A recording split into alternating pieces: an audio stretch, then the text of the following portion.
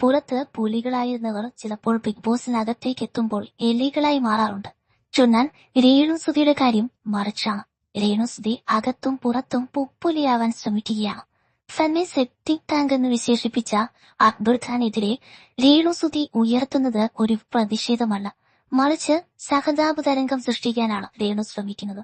തന്നെ പോലൊരു സ്ത്രീയെ സെപ്റ്റിക് ടാങ്ക് എന്ന് വിശേഷിപ്പിച്ചത് സ്ത്രീകളെ മൊത്തത്തിൽ അപമാനിക്കുകയാണ് എന്ന് പറഞ്ഞുകൊണ്ട് ഒരു സഹതാപ തരംഗം സൃഷ്ടിക്കാൻ ശ്രമിക്കുകയാണ് രേണു ബിഗ് ബോസിനകത്ത്.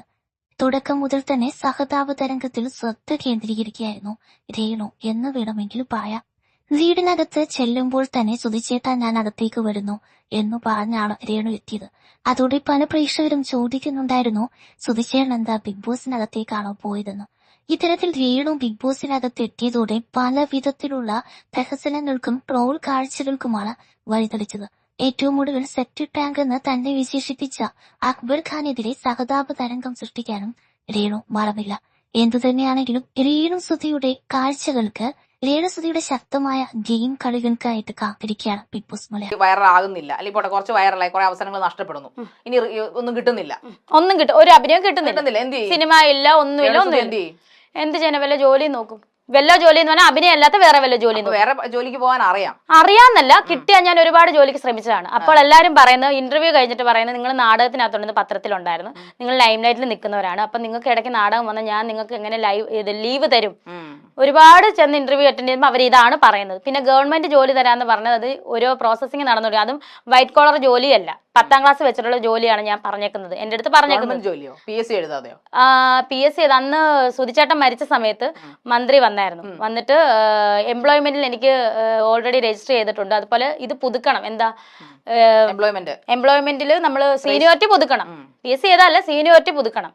അങ്ങനെ പുതുക്കിയിട്ടുള്ള ജോലിയുടെ കാര്യമാണ് അവർ. പക്ഷെ ഇതുവരെ ഒന്നും ഇതൊക്കെ നിർത്തിപ്പോത്തൊന്നുമില്ല. ഇത് വരുന്നോടത്ത് ഇത് ഇനി അങ്ങോട്ട് ഞാൻ എന്തായാലും അവസരം തേടി പോകത്തില്ല. ഇങ്ങോട്ട് വരുന്നത് ഞാൻ ചെയ്തിരിക്കും. എല്ലാം താങ്കളുടെ കാൽ കീഴിൽ വന്ന അവസരങ്ങളാണോ? അല്ല, കാൽ കീഴിൽ വന്നെന്ന് ഞാൻ പറയത്തില്ല. സുധിച്ചേട്ടനുള്ള ഇഷ്ടം കൊണ്ട് എന്നോട് ചോദിച്ചു, ഇത് ചെയ്യാമോ, അഭിനയിക്കാമോ എന്ന് ചോദിച്ചു. നേരത്തെ എന്തുകൊണ്ട് ചോദിച്ചില്ല സുധിച്ചേട്ടൻ? അത് എനിക്കറിയത്തില്ല, അത് അവരുടെ കാര്യമല്ലേ. അതെങ്ങനെ ഞാൻ അറിയുന്നത്? അവരെന്തുകൊണ്ട് ചോദിച്ചില്ല എന്ന് എനിക്കറിയില്ല. ഇതിന് മുന്നേ സുധിച്ചേട്ടൻ ഉള്ളപ്പോഴത്തേനും ഒരു പ്രൊഡ്യൂസർ ഞങ്ങളുടെ വീട്ടിൽ വന്നായിരുന്നു. സുധിച്ചേട്ടൻ ഇങ്ങനെ ഇരിക്കുന്നു, ഞാൻ സംസാരിക്കുന്ന കൂട്ടത്തിൽ പുള്ളി, ഇനിയിപ്പം ആ പുള്ളി എവിടെയാണെന്ന് അറിയത്തില്ല, സുധിച്ചേട്ടൻ മരിച്ചു പോയി, നിങ്ങൾ കള്ളമാന്ന് പറഞ്ഞാൽ എനിക്ക് വിഷയമൊന്നുമില്ല. പുള്ളി ചോദിച്ചു, രേണു ഇതിനകത്ത് ചെയ്യാൻ വരുന്നോ, അഭിനയിക്കുന്നു. അപ്പം സുധിച്ചേട്ടൻ, ഞാനപ്പം അവിടെ ഇരുന്നുകൊണ്ട് പറഞ്ഞത്, സുധിച്ചേട്ടന്റെ എനിക്ക് ക്യാമറയ്ക്ക് മുന്നിൽ വരാൻ താല്പര്യമില്ല, സുധിച്ചേട്ടന്റെ സപ്പോർട്ടായിട്ട് നിൽക്കാനാണ് താല്പര്യമാണെന്ന് അന്ന് പറഞ്ഞത്. അപ്പൊ അന്ന് അവസരം ഒരെണ്ണം വന്നായിരുന്നു, ഞാൻ അങ്ങനെയാണ് പറഞ്ഞത്. സുധിച്ചേട്ടനുമായിട്ട് നിങ്ങൾ നല്ല രമ്യതയിലാണോ കഴിഞ്ഞത്? നല്ല സന്തോഷത്തിൽ, നല്ല എന്താ, എന്നെ സുധിച്ചേട്ടൻ സത്യം പറഞ്ഞ മോളെന്ന രീതിയിലാണ്, ഒരു മോളെ പോലാണ് എന്നെ കാണും. ഞാൻ അപ്പൊ പലപ്പോഴും ചോദിക്കാറുണ്ട് എന്നെ എന്തിനാ, കാരണം ഫുഡ് എടുത്ത് കയ്യിൽ തരുന്നത് ഞാൻ കൊടുത്താലും പുള്ളി മേടിക്കത്തില്ല, പുള്ളി എനിക്ക് തരണം. എന്നെയും കിച്ചുവിനെ അങ്ങനെയാണ് കണ്ടോണ്ടിരുന്നത്. പിന്നെയാണ് ഋതപ്പം വന്നത്. നിങ്ങൾ ഇത്രയും ടെറർ ആയതുകൊണ്ടാണോ, അല്ലെങ്കിൽ ഇത്ര പ്രശ്നക്കാരി മോളെ പോലെ കുഞ്ഞിനെ പോലെ? ഒരിക്കലും അല്ലായിരിക്കും. എനിക്ക് വന്നിന് ചേട്ടനേക്കാളും കുറെ ഏജ് ഡിഫറെന്റ് ഉള്ളതുകൊണ്ടായിരിക്കും മോളെ പോലെ കരുതുന്നത്. ഭയങ്കര അങ്ങനെയായിരുന്നു എന്നെ. ഞാൻ പലപ്പോഴും ചോദിക്കും, ഞാൻ നിങ്ങളുടെ വൈഫല്ലേ, വൈഫായിട്ട് കണ്ടുകൂടെ എന്ന് പറയുമ്പോൾ, ഇല്ല എനിക്ക് മോളെ പോലാണ് നീ എന്നാണ് പറയാറുള്ളത്. രേണുസുതി ഇങ്ങനെ ആവാൻ കാരണം ചിലരുടെ മോശം സമീപനങ്ങളാണ്. എങ്ങനെയാകാൻ കാരണം എനിക്ക് മനസ്സിലായില്ല. ഇങ്ങനെ അഭിനയത്തിൽ എന്നെ ആരും മോശമായിട്ടൊന്നും പെരുമാറിയിട്ടില്ല.